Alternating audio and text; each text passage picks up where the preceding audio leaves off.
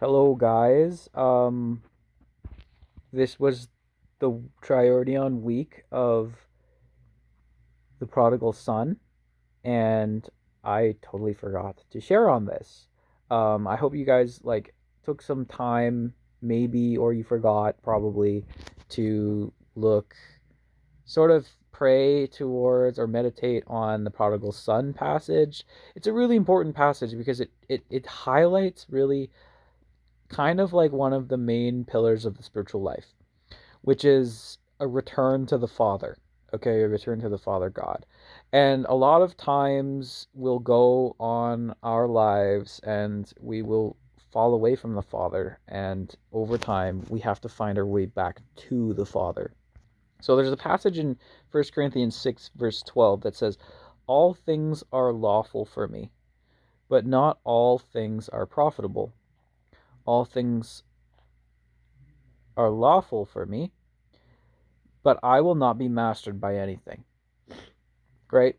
And so, really, when we're living out the Christian life, there's a sense where there's a lot of freedom in it. But you have to realize just because you're sort of like free as a Christian to do anything that you want, not everything is profitable. And it's also not a good thing to be mastered by things. Okay. So, when we're talking about, addictions, things that control us, our work, that sort of thing, it's important to be like, okay, these things aren't my master, right?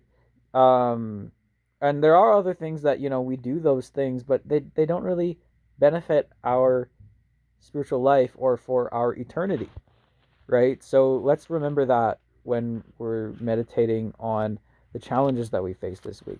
Now, I also want to just go through the prodigal son story real quick. Um, the prodigal son story, it's really just what it's actually talking about is about the position of our hearts. It's not like we go on this long adventure where we run away from our own fathers.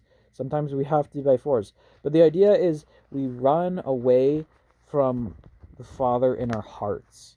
And this is really important because um pursuing the spiritual life requires movement, requires that we move from our current situation towards something different. It means that we're not sitting in one spot, remaining dormant. It actually means that we're called to move. Okay?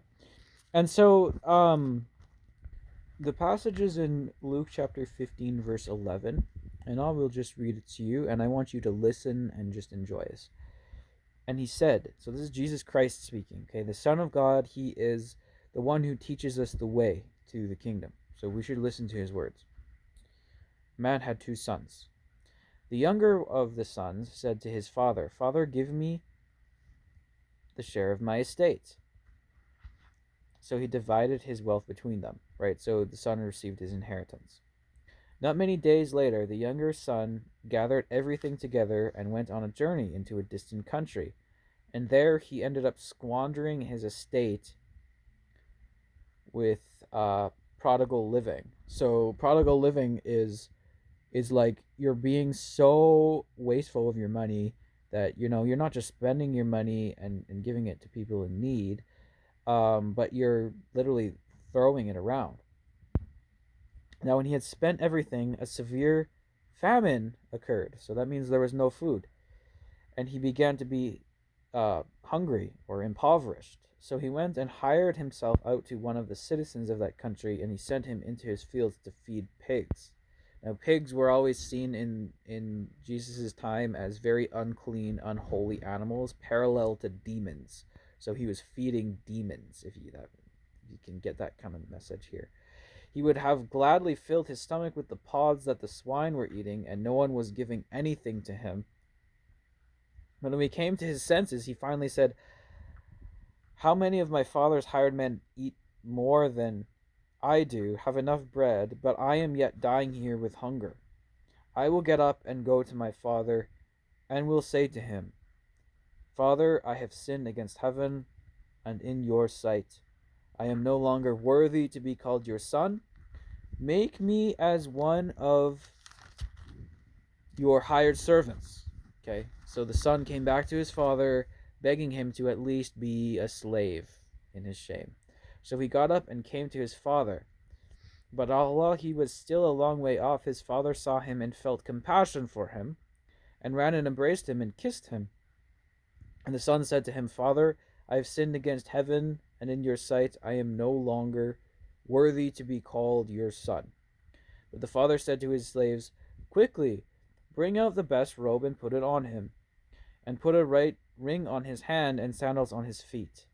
So the robe represents authority and protection. The ring represents his ability to declare things, and those things come to pass. And his sandals are his holiness, his cleanliness, right, over the face of the earth. And also he said, Bring the fattened calf, kill it, and let us eat and celebrate. For this son of mine was dead and has come to life again. He was lost and has been found. And they began to celebrate. Now his older son was in the field, and when he came and approached the house, he heard music and dancing. And he summoned one of his servants and began inquiring what these things could be. And he said to him, Your brother has come, and your father has killed the fattened calf, because he has received him back safe and sound. But he came angry and was not willing to go in. And his father came out and began pleading with him. But he answered and said to his father, Look, for many years I have been serving you, and I have never neglected the command of yours, and yet you have never given me a young goat, so that I might celebrate with my friends.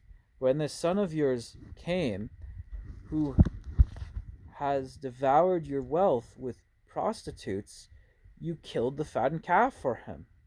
And he said to him, Son, you have always been with me, and all that is mine is yours. But we had to celebrate and rejoice, for this brother of yours was dead and has begun to live, and was lost and has been found. Okay. So the main takeaway of this story for me anyways is there's a danger that even though we are in our father's house, that we become like the other son who doesn't acknowledge the things that we already have. And this is the nature of like even what they say about like the spirit of God inside of us, is that we need to continuously live in constant awareness of all of the things that God has for us and has given us, and to bring those back into remembrance and to be grateful for those things.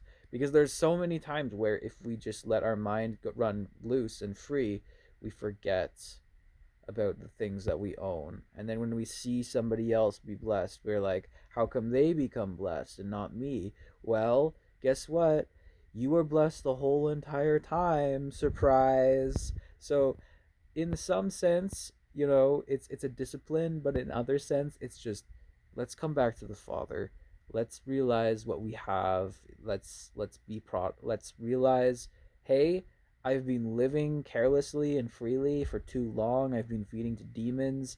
I need to go back to the Father's house. And even in a small matter like that can be true too. So anyways, like, I hope that that's encouraging to you, and as you contemplate on that, I hope that um you become to drawn closer to God as your Father, and to realize that he cares about you, and even if you have sins in your life, he's more happy that you are returning to him as a father than the consequences of those sins. So anyways, be blessed. Have a good Sunday.